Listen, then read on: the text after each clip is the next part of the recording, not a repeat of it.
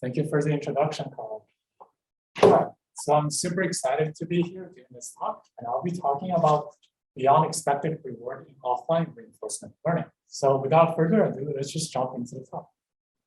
So let me try to move the slides. So offline reinforcement learning. So typically when you think of reinforcement learning, it's about the learning paradigm of interacting with the environment, acquiring more data and using the data to train your agent, and then acquiring more data. But in offline reinforcement learning, we don't assume that the agent is able to interact with the environment.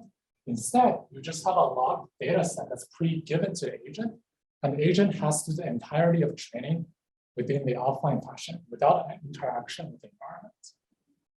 So formally, this can be expressed as having a Markov decision process M, which is the action space, reward, transition function, and discount factor. And typically in reinforcement learning, the objective is to maximize the expected return of the agent.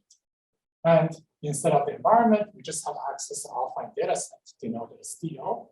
And in offline reinforcement learning, we have a learning algorithm scripted A that just takes in the offline data and spits out the policy. So you see that in this formalism, in no part, the learning algorithm has access to the underlying MVP now. So that's the problem of offline reinforcement learning. And there are many advantages to this learning framework. First of all, it doesn't require access to the environment. So you can think of in many scenarios, such as autonomous driving or healthcare, access to the real environment is extremely dangerous for training and reinforcement policy. And furthermore, offline reinforcement learning can learn a policy that sometimes outperforms a suboptimal offline data set. So examples can be this maze navigation environments where a lot of their trajectories are reaching different parts of the goal. And at a test time, if you specify a goal, then the learning algorithm should be able to stitch together useful sub-trajectories in offline data set in order to learn the optimal policy for the desired task. And for the same reason, this means that the offline data set that's provided to the agent can be reused for many different downstream tasks. And with the online RL framework, this cannot be achieved, because typically your online data set is tailored towards your task. So in order to learn a new task, you must acquire a new data set. And using these advantages, offline RL has shown many impressive applications, such as dialogue systems, and also a robot that can deliver pizza for you using prior data set, collecting images on campus. So this sounds all good, but let's return to the premise of offline reinforcement learning, in which you want to use the offline data set to maximize the expected return of the agent. But the question is expected reward the only thing that we really care about? And I would argue that the answer is no, obviously. Otherwise, this talk would not be here. But so the first question we want to ask is that this expectation, the average reward that you get, the thing that really matters in a lot of applications for reinforcement learning. And my answer is no. And to get to this, we can just study a simple example of playing these slot machines in a casino. And suppose you have 3 different slot machines, and with equal probability, these 3 different arms or machines give you respectively -1 and 1 reward, -10 or 10, and -100 and 100. If your agent is maximizing for the expected return, then the agent will not be, then these 3 arms are indistinguishable from the agent's perspective, because they all have expected reward at 0. But obviously, as any human is, they're typically risk averse. So if you want to maximize your worst case outcome, which arm should you pick? You should pick the arm that gives the lowest risk, which is arm 1. So this kind of problem that arises not in just gambling setting, but in a lot of safe critical settings, such as healthcare, robotics, and autonomous driving, that are already outside the realm of offline reinforcement learning that's been typically studied in the literature. And because in these applications, online data collection is inherently risky and expensive, we want to be able to learn risk-averse policies using purely offline data set. And so that brings us to our first question, which is, can we learn risk-sensitive policies using suboptimal offline data set? This could be very useful because the offline data set could be collected without any notion of risk averseness. But if you're able to extrapolate a policy that's safer than the offline data set, then that has very potential impact application. For example, we can learn safe driving policies from a simulator that's not safe, and then try to deploy that policy to the real world. Right? So that brings us to the first work I'll talk about in this paper, which is published in Europe's 2021 last year with my advisors, Dinesh and Oscar. So the way we are going to incorporate risk sensitivity into reinforcement learning is through the formalism of distributional reinforcement learning. So instead of learning the expected reward, we actually try to map out the entire distribution of reward in the future.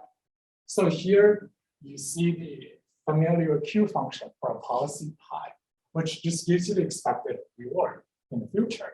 But the expectation averages out three things that's very critical. First is your policy, because typically your policy is stochastic. But second, it also averages out the stochasticity in your transition function, which is P, and your reward function, which could be stochastic R. So in distributional reinforcement learning, instead of the expectation, we just take it out.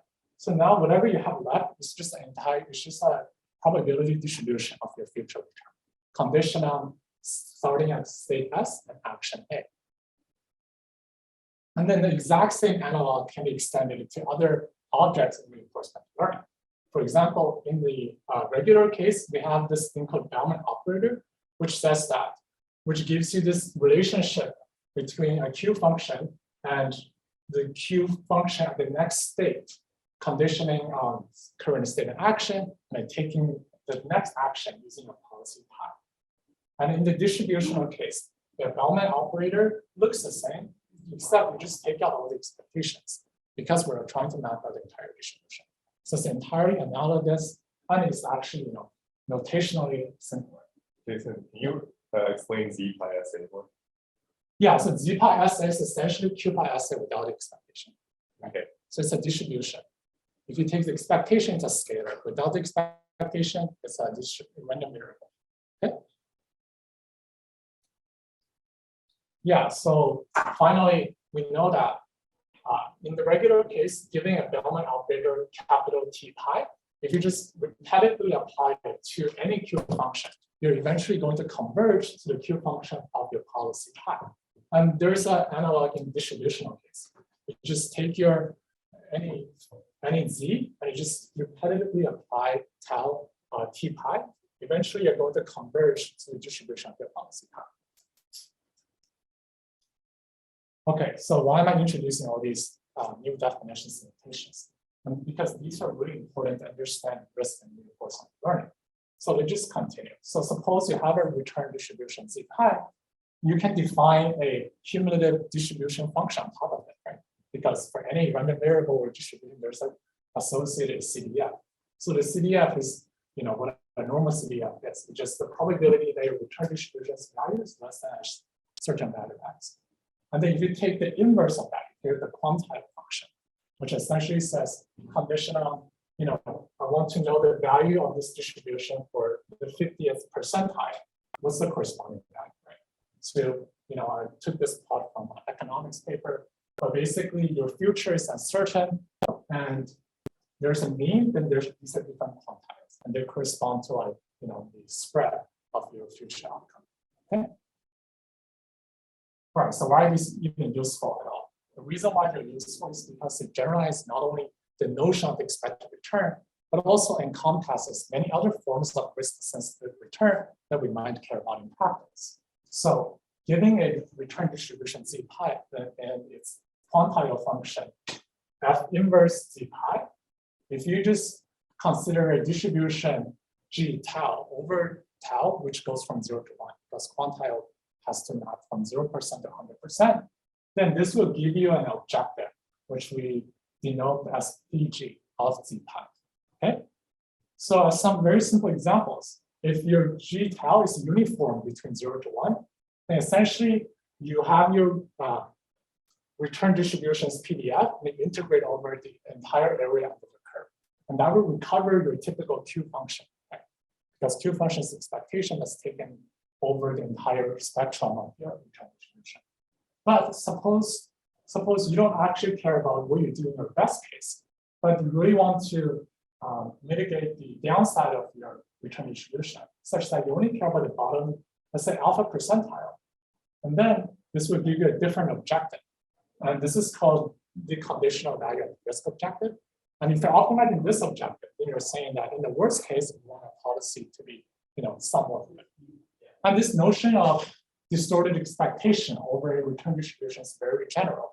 Not only includes the regular case, the conditional value at risk case, it also includes many other risk-sensitive objectives, which I want to talk about, but are widely used in psychology and also economics. And our goal is to be able to evaluate these kind of objectives offline and optimize them so we get risk-sensitive policies. Okay, so the first attempt is we just do policy iteration, but in the distributional case. So let me remind everyone how policy iteration works. You have your policy and you have your self-estimate of the policy's return distribution. And you just repetitively apply the Bellman operator until convergence. So this is called policy evaluation. But here you're evaluating the return distribution instead of the value function of policy. And then you just do a one step of policy improvement. So in the tabular, the simplest cases that can just take the greedy action of your risk-sensitive objective, Fiji. Right? So if you think of Fiji as your Q function, in regular case, this is identical to policy iteration. Okay, this all sounds good, but this is really valid in the offline case because the difference between offline and online case is that in the offline case, your data set is finite and you don't get to collect more samples. So if your offline data set doesn't cover the entire state and action space, are there any problems? And the answer is, of course, there are problems. So let's say this is what your offline data set looks like. So these black trajectories are your data. And let's consider you're at one of these green points. And your policy wants to take an action that's denoted by one of these orange arrow that goes outside the support of your offline data set. Then what we argue is that pure value estimates or any kind of estimates here are not valid because you don't have support over there. You don't have reward or transition information over there. So your valid, so your essentially your learning algorithm is like stepping outside of its support. And this will lead to what's called the distributional shift issue. So whatever your Q function learned within the data support will no longer be valid outside of it. And this issue will get worse as you try to take more steps outside of it. And this will lead to what's called the compounded bootstrap error, right? Because typically when you learn Q function or something like that, you're using the Q function's estimates of another state in order to update this estimate for the current state you're updating. But if the estimate for other states like these are not valid, then that would essentially propagate to your estimates of the current state. And that will also no longer be valid. So eventually the incorrect estimates here will eventually back propagate all the way to the data that's even within your support, rendering your entire estimates very incorrect. So one possible solution that's being explored in the expected return, the Q function case, is to just push down the Q value for out of distribution actions in short OOD. So those would be the orange actions in this plot. But how about risk-sensitive area? If you don't just care about the expected return case, we care about risk-sensitive objectives. How do we do it? And that's what this work will address.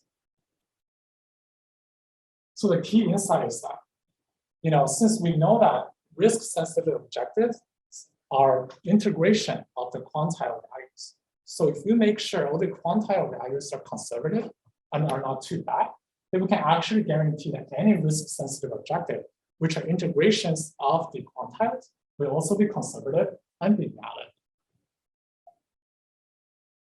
So now let's go into the most technical part of this talk, which is a new kind of Bellman operator, distributional Bellman operator that I'm introducing, which is called conservative distributional evaluation. So here, okay, we have this equation. Let me break it down.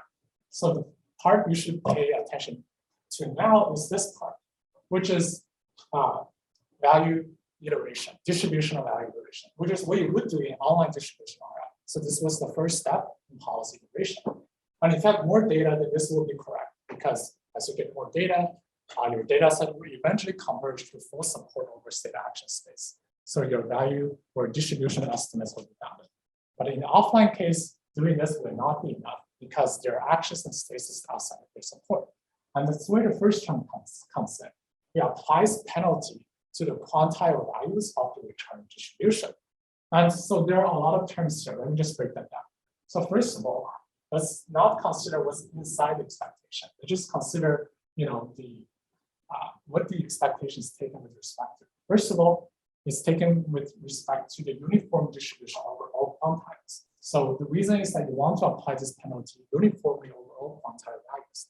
So when you do any sort of integration over them, you're not picking a quantile that's not conservative already.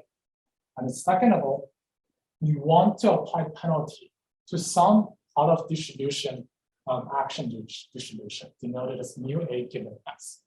And the degree of the quantile penalty you apply to these actions should be correlated with how out of distribution they are with respect to your offline data set. And that is what this ratio captures, right?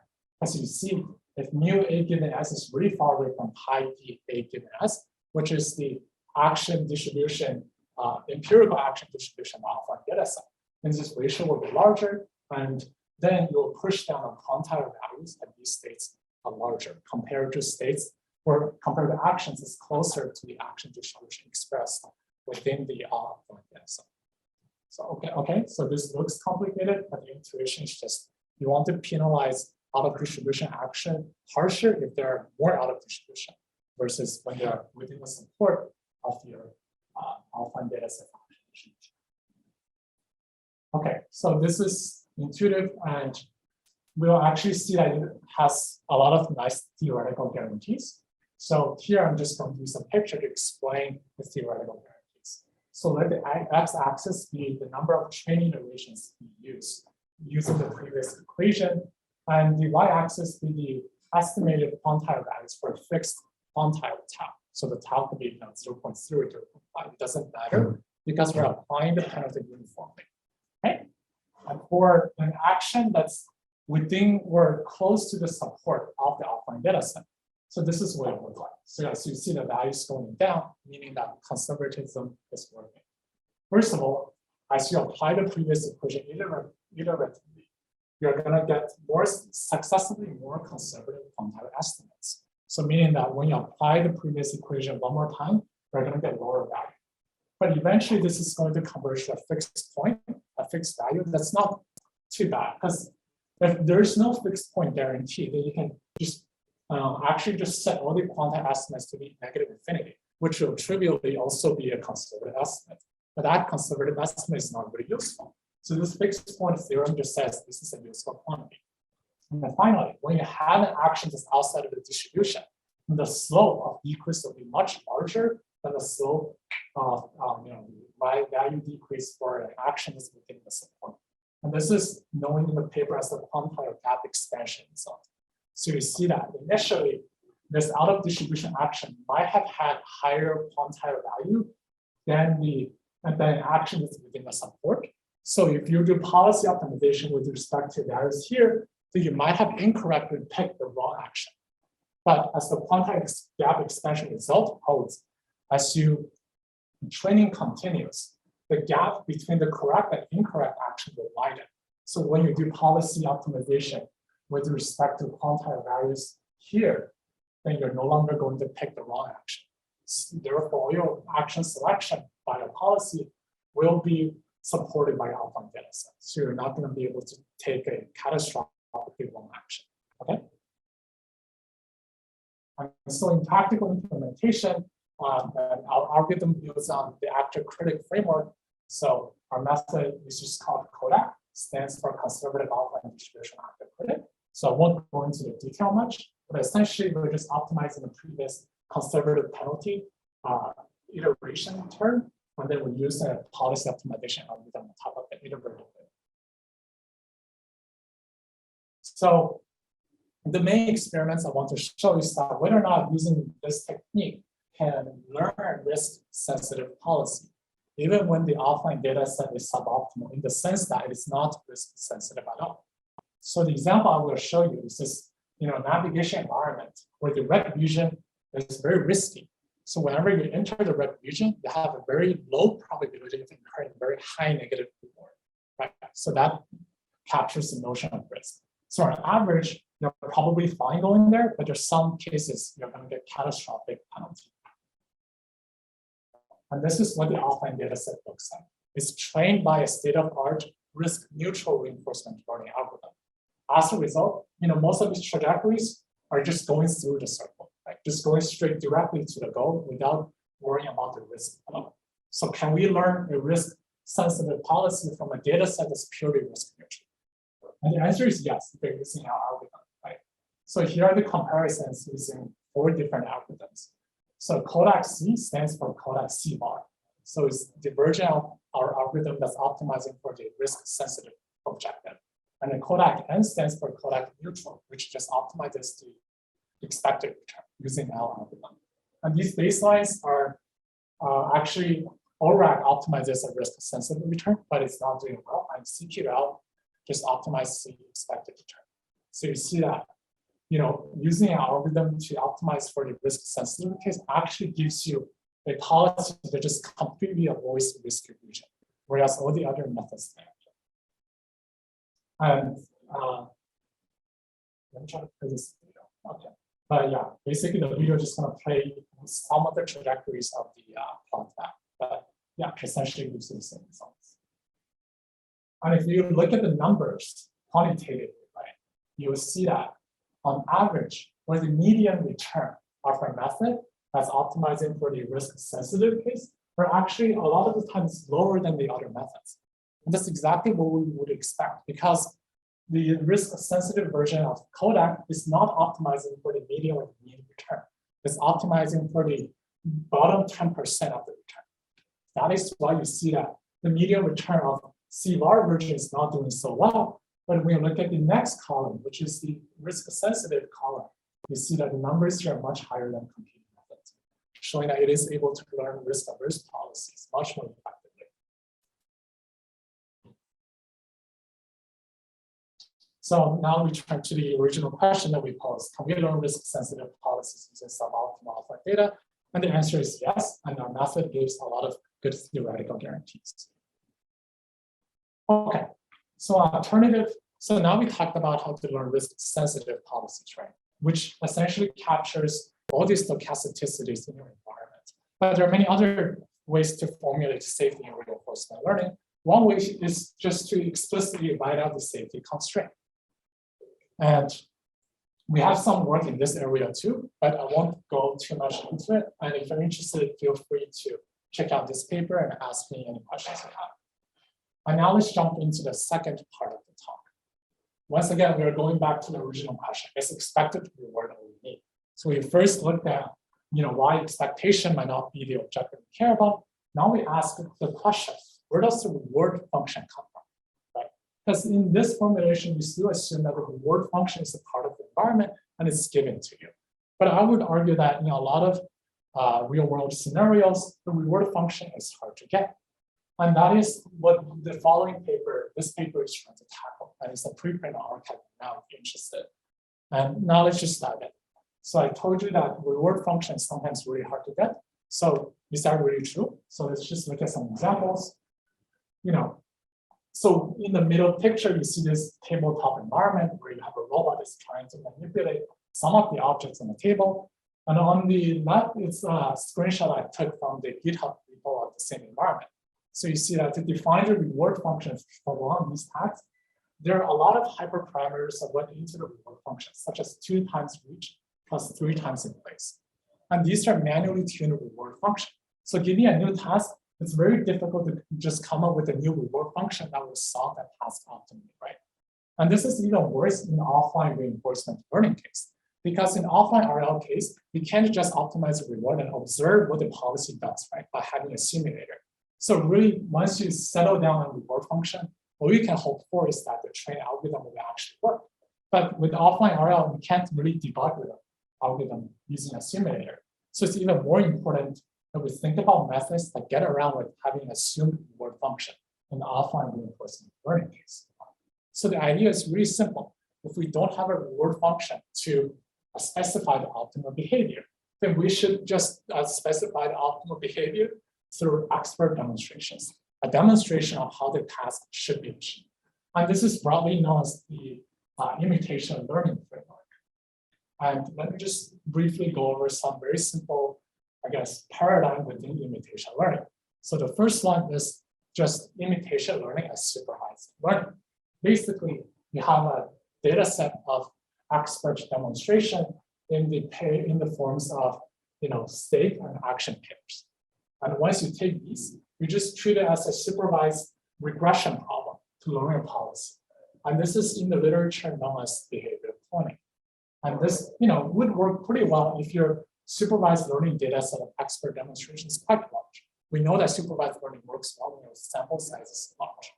But it's collecting expert demonstration. But what are the issues with this framework? The issue is that when your policy makes a single, very small mistake with respect to the correct action, then that incorrect action will take the state distribution of the learning agent just slightly off from the expert distribution. So now you're in a new state distribution that's really far away from the training data.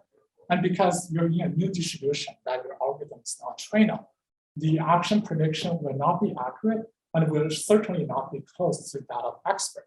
So this mistake will compound and eventually reach really, really far away from the expert distribution. And in this autonomous racing example, you'll just collide against the side track. Right. So this is known as the distribution shift and a compounding error.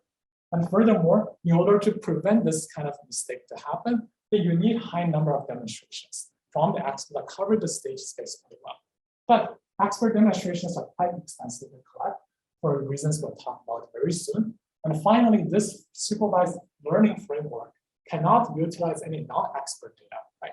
Because if your data is not expert level and you're trying to copy those actions, then obviously you're not going to get that expert level performance. So there are many drawbacks to this, very simple offline imitation learning framework, which just copies your offline data pretty much. And as I talked about, it requires a high number of expert demonstrations. Putting a lot of robotics applications, collecting demonstrations is quite expensive. For example, if you want to collect demonstrations on a real robot, some of the methods are literally just moving the robot with your hand and playing back the trajectory, or using some VR controller to do it. But in either case, it requires the human to have some expertise with the robot in order to collect the trajectories.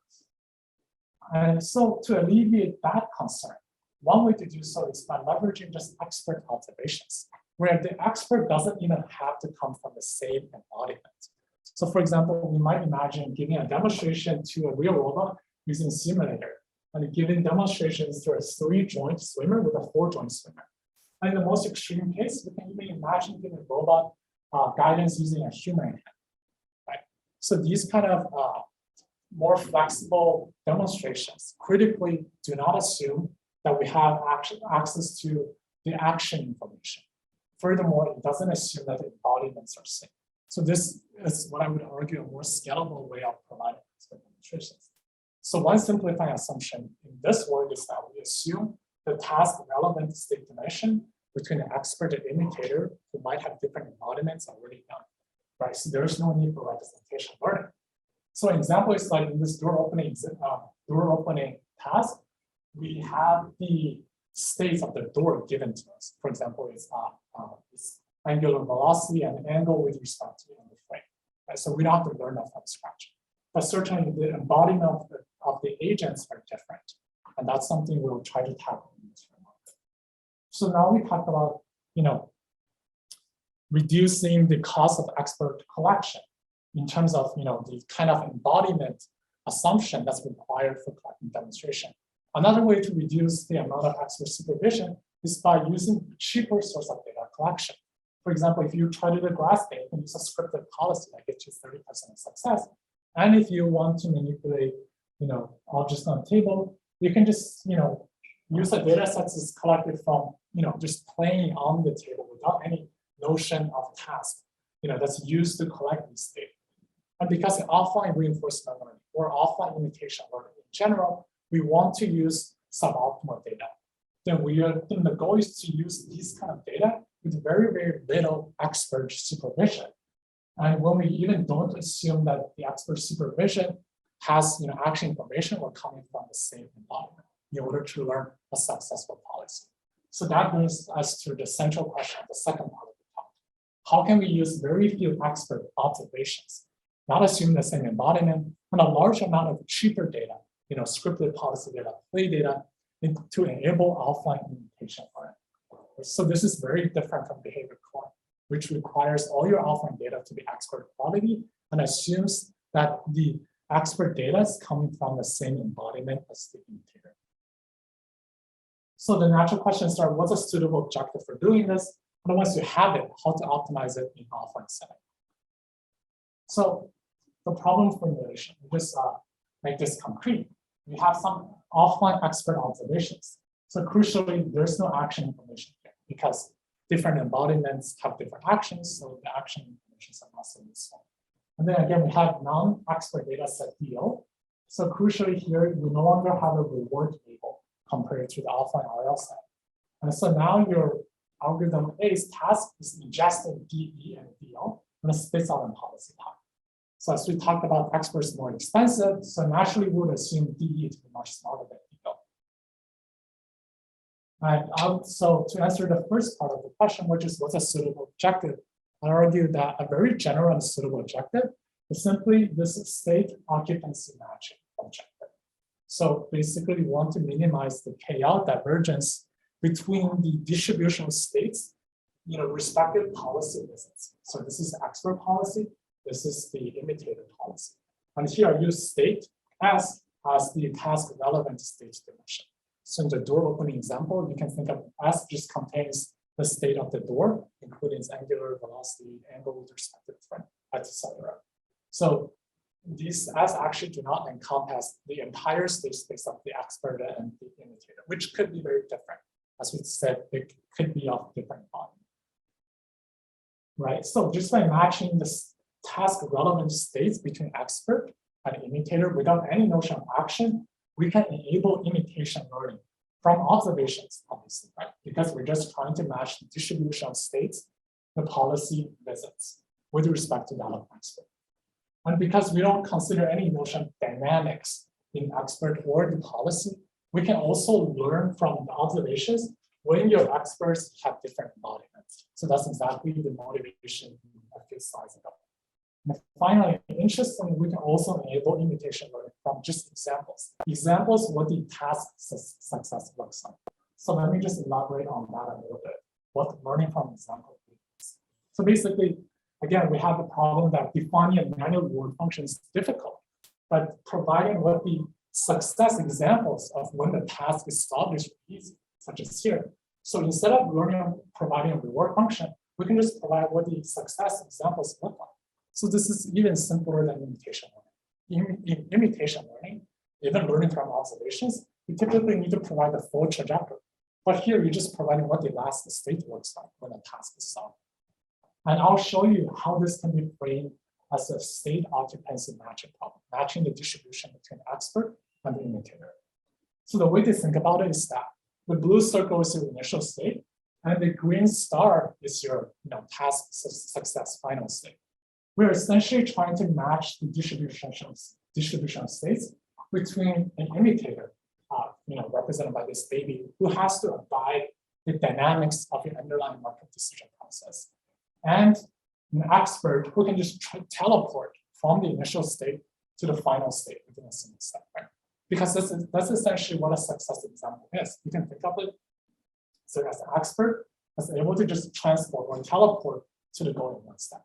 So there's some more detailed derivation in the paper, but what you should take away is that learning from example can be framed as an imitation learning problem between distribution states.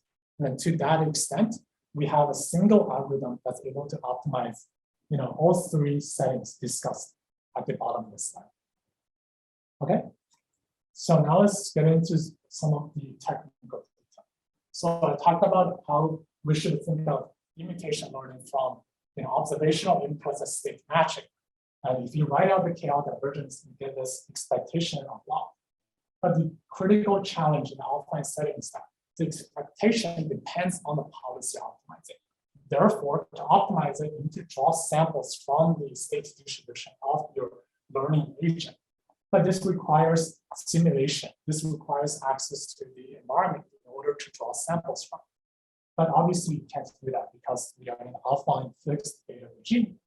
And we can use the offline data to build a model of the environment, then just collect samples from the model. but this has very high bias typically, and model learning is really hard in general. And also you can do some sort of importance weighting approach, but typically this is very unstable and have very high variance. So we will actually propose a way to do this importance weighting that has very low variance and is actually very stable in training. So that's where our method comes in, which I titled, which is called state matching offline distribution correction estimation. We're going to show small dice. So this will do offline optimization of the state matching objective for you. And critically, it boils down typically difficult optimization of reinforcement learning in the offline setting, which has alternative updates between the actor network and critic network to 3 disjoint supervised learning steps for stable optimization. And the key idea is just to extract the optimal importance weights for the offline data to learn optimal policy by leveraging the optimization in the dual space, and then just using ideas from convex optimization to simplify the problem and then get you at very simple objectives. And so this is a figure that explains our method, but I won't go into too much detail because I'll explain it later. Yeah, so one thing I want to emphasize that this is a single algorithm. The only thing that's different for the different problem settings I talk about is what the expert data looks like. So this is captured in this slide. So here we can learn from observations. So there's a video, but we actually don't have access to the actions from the expert trajectory. So we can also learn from what we talked about, different embodiments, right? We can learn how to have an ant navigate a maze by having a point mass navigate the same maze. And mind you, having a point mass navigate the maze is much easier to do than having an ant navigate the maze. So this kind of demonstration is already much easier to provide. Okay. And finally, learning from example, right? We just provide a snapshot of what the task success looks like. And all 3 sort of encompassed in a single algorithm. All right, so after this, let's talk about some quick technical derivation to go into the method a little bit. So the first step is just take your KL divergence state matching objective that requires online samples to include your offline data set or the distribution of the offline data set, D1. So I won't go into the proofs, but you can read the paper asking if I'm interested. And we can also generalize the notion of KL divergence to any F divergence, the upper bounds KL divergence. Again, I'll skip the definition of F divergence, but you can just think of it as a family of divergence between 2 probability distributions. So let's break down the upper bound on the right a little bit. So the first term can be intuitively thought of as the reward function that encourages visiting expert states. So right here is the upper bound that you want to minimize. That's why the distribution of expert states goes into the bottom. But you want your policy to be able to reach those states. But you don't want to just do that. So before I talk about that, I just talk about how you would learn this reward function. So in the deep learning case, or in the function approximation regime, you can learn your log function by training a discriminator and then doing some linear transformation of the output of the discriminator to get the log ratio between alpha, beta, and expert. So I won't go into the detail, but for now, we just assume that we have this reward function, which is the log ratio. And then the second term is more like a constraint. You want to constrain your policy to stay close to the offline data set in the sense that you want this joint state action distribution to be close. So many prior work has explored this kind of constraint for action conditional state. But here's a much stronger and useful constraint. You want the joint state action density to be close. So you're never going to extrapolate too far away from the support of offline data. So these are quite intuitive terms in the objective. But again, this is not good enough because once again, on your upper bound, you have an expectation over d pi, which you can't really optimize in the offline regime because, as I said, we need online samples to estimate this expectation. So the key step that follows is that we want to pose a problem instead of in the policy space pi, in the occupancy space D, or the state distribution space.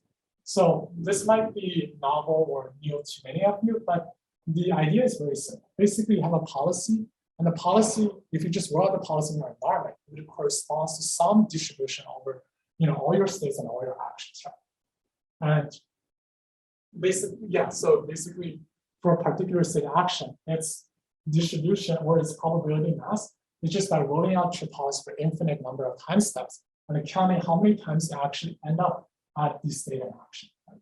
And then obviously you need these gamma stuff to make sure everything normalizes to 1. And if you just marginalize over your action, you get a state occupancy or distribution of state at a policy visits. And given these quantities, you can actually just back out the policy by doing this marginalization. Very intuitive.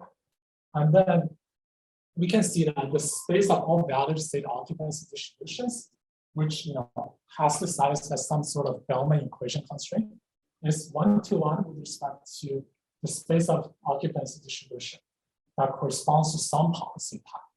And what the importance of this result is basically that you can switch between optimizing over pi or optimizing over the occupancy space because they're 1-to-1. So optimizing one will give you the other. Okay. And why is it important? Because if we go back to this upper bound from equation 1, and you optimize it over pi, we can rewrite this objective in terms of optimizing over d, which is the occupancy. So we'll do that, and we'll do some additional linear algebra to get the Lagrangian dual function of the objective. So I won't go into the technical derivation, but this is what you would get, which is quite ugly. You have a min and you have a max, and you have all these terms in the middle. And here's where complex optimization comes to rescue. Because if you squint this problem hard enough, you'll realize that what's inside is like exactly the conjugate function of F divergence. So again, I didn't explain what a conjugate function is, but if you read the paper, you should be more clear. And I will skip the technical derivation. But essentially, you can take out the max over d by the conjugate function of F divergence, and then you just simplify to a single minimization d over this quantity, where F prime is the conjugate function of F. And this is very simple because for a lot of cases, this is a complex optimization over B.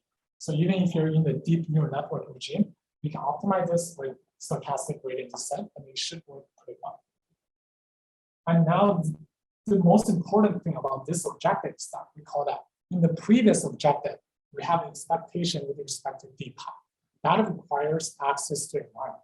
But now you have an optimization problem where the expectation is taken with respect to mu0, which is the initial state distribution, and DO, which is your offline data set distribution. Both are known to you because you have the offline data set. So you can just draw samples here. And to draw sample from the initial state, let's assume that your offline data sets are of the form of trajectories. Then every initial state of a particular trajectory is a sample from the initial state distribution. So now we turn an online objective into a purely offline objective that we can optimize. I have a question. Yeah, go ahead. You said importance weighting isn't great, but like, shouldn't this long term, like the ratio kind of be doing like some form of importance weighting? Yeah, but it's not doing importance weighting on like which action to take at a particular status. This log term is serving more as a reward function in the typical reinforcement learning style. Yeah, go ahead. In the previous setup where you showed the ALP example, Yeah. you had this data set where you had the last action, the last state. Yeah. How does that fit into? Like why is that useful? Yeah, why is it useful? Yeah, because all right, let's go to how you train the technical difficulty. Yeah, so maybe I went a bit too fast, right? So the only place where the expert data, where the observations comes in, is training this reward function using this descriptor, right? So you see that here you draw samples from your expert data set, right? So you're just drawing states. So if your expert data set is just a bunch of examples, then you're just drawing those samples to feed into your discriminated receipt that gives you the reward function. Okay? But basically, it's used, going back to your question, it's useful because now we can just provide a single picture of the task instead of a full trajectory. And because we can frame it as a state matching problem, we can solve it using this technique without any modification. Okay? Yeah. So now it's the last step. Just bear with me. So finally, you can get the optimal importance weight by just taking the derivative of the convex conjugate function. So this is also in the paper, but using the importance weight in the tabular case, where you can enumerate over actions, you can just do d star of SA over the sum of summing over A. And this is because d star is related to DO in this manner, you can just do this. And everything here is like computable in the tabular case. There's like no trick here. But obviously, if your action space is continuous, then you can't sum over actions. So what we would do is we just do weighted importance weighted supervised learning. Right? So assume that we are trying to copy the actions from the optimal agent that optimizes up or down. Obviously, we don't have access to D star. We can just use the samples from DO and apply the importance weight. Right? So that's how you would learn policy in a continuous. And yeah, so essentially you take inputs of the offline data, that doesn't solve the task, or has a lot of random data, and your expert that might look very different. So here the expert can move diagonal, but your agent can't. You just train your discriminator. That's the first supervised learning problem. You train your value function, right? Stochastic gradient descent. This is your second optimization problem. And finally, do policy training. That's your third supervised learning problem. And these are all disjoint. They don't interfere with each other. That is why this method is more stable than prior work. And then you can spit out a policy, that copies the expert as closely as possible within the constraint of the imitator standards. So now let's look into some experiments. We'll assess whether or not this method can successfully learn from observations, learn from mismatched experts, and also just learn from examples of successful outcomes. And if we have time, we'll go into why this method is particularly effective. So I'm going to skip this. Main comparison are just state-of-art methods in respective settings, such as learning from observations, learning from mismatched experts. But notably, most of these methods are online reinforcement learning, online imitation learning setting. So to adapt them to the offline setting, we just change the backbone reinforcement learning optimizer to a state-of-art offline reinforcement learning algorithm. So our work is also the first offline imitation learning from observation. So we just look into the results. So here are some of the environments. In Joko, we have a maze navigation. We also have a kitchen manipulation environment.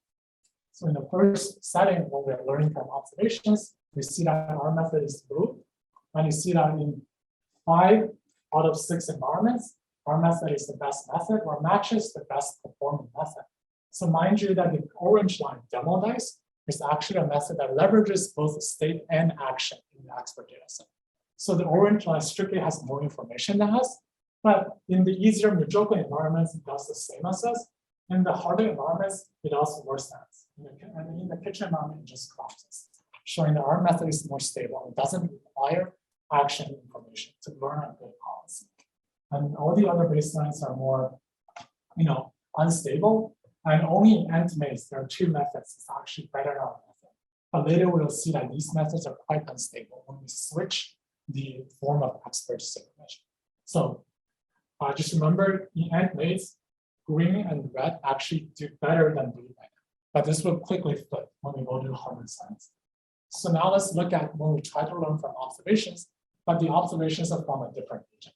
So here we consider, half cheetah when the torso is really short, an ant agent when 2 of the legs are broken, and learning from a point mass for navigation. Okay. So here we compare against, the previously red and green line, and their original performance with the, same embodiment experts are denoted here in dashed line. And now the solid lines are their new performance with the mismatched expert.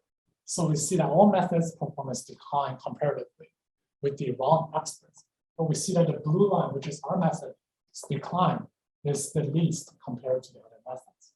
Right? So quantitatively, we see that our methods performance drops on average by only 34%, whereas other methods go up 50 or 70. And notably, in the Ant-Maze environment, where I told you that red and green originally did much better than us, but not much better. But now with the wrong or incorrect or different embodiment expert, they do really, really bad. Meaning that they're really dependent on the expert supervision to be the same as the imitator. Whereas our method, you're leveraging the most flexible form of state matching, is able to give you some robustness to mismatch expert. And obviously there are rooms for improvement, and that's left for future. And in the last case, we just learned from examples. So here are some snapshots of the task success. So in the offline data set of point mouse, we will try to reach all 4 directions, but at test time, we just wanted to reach that one direction. Okay, and here we're trying to open a microwave board or move the kettle from one like backward. Okay, and here are the performance. Again, we see that the blue line, which is our method, is always competitive with the best competing method, and it's the only method that's actually able to solve the hardest task, which is opening a microwave door. And other methods, such as behavior cloning, obviously can't solve a lot of these tasks. But this green line, RCE, is a state-of-art example-based reinforcement learning in the online setting. And then we adapted it to the offline setting. And we see that in 3 of the environments, it kind of works, but its performance is like much more unstable compared to our method. And in the hardest environment, it's unable to make much progress, if at all. This, again, shows the generality of our approach. And here's just some visualization. Even in the simple debugging environment, methods are not tailored towards example-based RL, just can't solve it. And only example-based RL methods can solve it. And I want to emphasize again that our method is not tailored towards example-based RL. We just show that learning from examples is a subset of imitation learning from observations. And when we move on to the much harder catch and manipulation environment, you see that RCE would have copied the wrong, task to solve, because whatever it's performing is actually the most representative data in the offline data set. So it actually wasn't able to solve the task that's been specified. And the other algorithms to solve the wrong task or just exhibit incorrect, nonsensical data. Okay, and so we have 5 minutes left, so I'm going to skip this part and just jump to conclusion. So let's go back to the original question. Is expected reward what we need in offline reinforcement learning? So we know that offline learning has a powerful framework, but we have shown that there's a need to develop safe offline reinforcement learning algorithms, considering risk sensitivity or safety. And we also need algorithms that do not require reward. And these 2 separate directions are the works I've talked about today. And thank you for listening, and now I'll open the floor for questions. Do you have access to the transition dynamics in this work? Access like the function? Like the transition probability. No, like all we have is just data set. The data set, the transitions are obviously drawn from the transition probability, but we don't have the closed form expression for the transition probability. So your offline data set is kind of informing you of that. Exactly, right. You have to learn from the data. Can you go back to the, sorry. Yeah, go ahead. Can you go back to the plot of the Franco? Yeah. Or the plots, like the experiment plot. Yeah, so my question is like, how come, so I guess in the kitchen kettle, how come all the methods start off like at a pretty high success rate? Yeah, because because the offline data set actually, most of the offline data set comes from human teleoperation. But in most of this teleoperated trajectories, they would move the kettle first. Okay? So by simply copying the offline data set, you can actually solve this task. That is what behavior cloning actually does quite well. Right?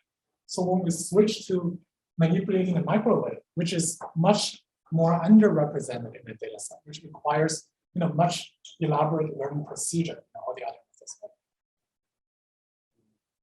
So I thought that other baselines also like they also use reward, right? Or something. Like they should have some kind of like filter, Yeah. basically. So I would say that Oreo, which is a red baseline, is known as uses the exact same reward. They use the same discriminator, but the stark difference in the learning performance, just indicates that we're fundamentally trying to optimize a different objective than what they're doing. So what Oreo is doing is posing an imitation learning problem as just a simple reinforcement learning with reward without considering any other structure.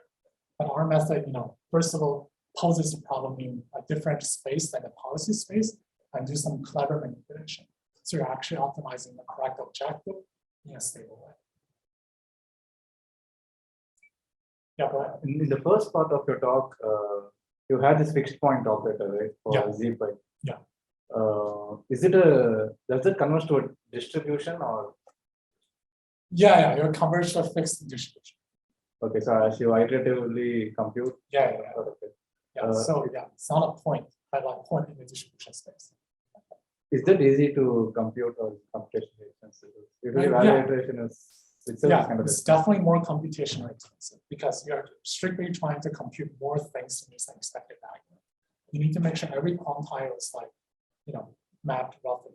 But there are techniques for doing that in distribution RL, and that's what we build on top of. But yes, it's more expensive.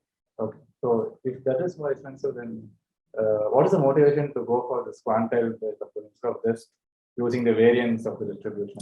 Yeah, so I guess it's for generality, right? Because with quantile, you can integrate the quantile different to get different risk-sensitive objectives, right? Yeah. For the variance, you optimize a very particular case of a risk-sensitive objective.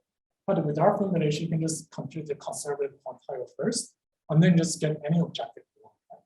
So the pitch is generality. Maybe you don't just care about the variance. Maybe you even care about third order, third moment information. Right? Do you think this will be scalable? In what sense? Variance is pretty easy to compute, right? But to compute the ZPy, I understand it's offline. Everything is offline, but yeah, I think it's scalable because these approaches are used in like deep reinforcement learning methods, right? So state of art deep learning methods or the distributional reinforcement learning. Right. So there are practical ways of computing them. Are there any questions from Zoom? I don't currently see any questions from Zoom, but if anybody on Zoom has a question, feel free to unmute yourself and ask. I don't, well, maybe this is I don't know, this is a question, but so, and maybe you actually have it in the paper, we can talk about it, but you started this node diagram by saying that you can separate the divergence into a regression under policy expectation and other divergence. And that's an upper bound, but it's not worth any upper bound unless from there. So why did you choose that particular separation? Why could you not say choose an upper bound that's let's say the divergence between the policy and the expert data plus the divergence between the policy and the offline data? Is there any particular principled approach to how you choose this first go along? Yeah, so I would say in order to do the rest of the derivation, this upper bound actually is why you can do the conjugacy trick to reduce a nested Lagrangian dual problem to an optimization over just a single variable. But yeah, I'm sure there might be other ways to do the upper bound, but I think this is actually the simplest way. And as you said, I think it's tight under some assumptions, but I haven't explored that very deeply. Okay. Yeah, I'm sure there might be other decomposition, but how to optimize those upper bound, it's a very different question. Right? You can have many different upper bounds, but this one's actually particularly easy to optimize because we leverage the fact that the second term is like that divergence between the state action distribution, and that allows you to leverage ideas from convex optimization to reduce the problem complexity. And I'm not sure if this statement could be said for some alternative upper bounds, but definitely worth exploring. Yeah. Hey, Jason. I have a question. So in the first part of your talk, you talked about safety offline RL. Right. So I'm wondering, and so you're basically minimizing the lower quantile. So I was wondering if you wanted to flip the script and you wanted to do you want to maximize the upper quantile. Is that any different than taking the greedy action, like the argmax of it, or could there be a difference in it? Because I saw in some of your plots, with the safety, some of the trajectories ended at the red circle. So you never actually reached the goal for example. Mhm. Granted, you never actually go into the red circle, but you kind of just stop when you get close to the red circle. I think the next go forward a little bit. Yeah, so like some of those trajectories end at the red circle rather than getting to the goal. So like if you're Sorry, so actually, yeah, this is a bit might be hard to decipher, but the states that's near the red circle are the initial states of the trajectories. oh, it's the initial state. Yeah, sorry. And they're trying to Oh. approach the green circle at the bottom. Yeah, sorry. Oh, they're the initial state and you're trying to go to the green circle. Yeah. Oh, okay. I thought you always start at the green circle and then No, you're no, no. going to the. Yeah. Oh, okay. Very cool. Yeah, this was confusing to the reviewers too. So it's my Gotcha. but, Okay, cool. but I do want to say that you bring up a very good point that instead of maximizing the lower quantiles, what if you maximize the higher quantiles, right? So that would give you risk-seeking behavior, which you don't want in the offline case. But in the online case, people have studied it as an exploration mechanism. Because if you want to explore the environment, you might just take more risk. But yeah. Gotcha. Okay, cool. Thank you. Yeah, of course.